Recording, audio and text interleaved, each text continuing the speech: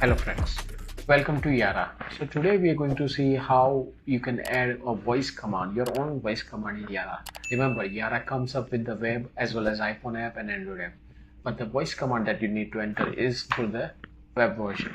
So let's check it out how you can add your own voice command in the web version that can also be available in mobile app. So after login, you will see the dashboard. You have the setup visa, must have completed everything. If you're using the Yaraa system properly. On the left side menu, you will see settings. So go to click on settings. You will see notification accounts. Last menu is voice commands.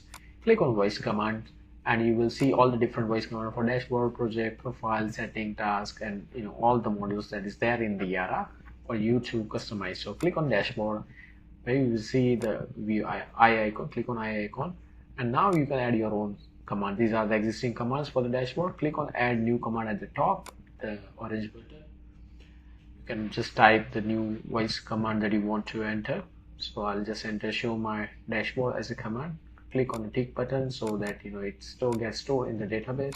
You can always delete the command if you don't like someone, like by clicking the delete command. So voice command is added successfully now, and we can try it out in mobile app, right? So for the reference, we will now go to mobile app and check it out how it works in the mobile app. Okay, so I'm logged in as a mobile app user. Welcome to Yaraa. How can Click I on help the you? icon.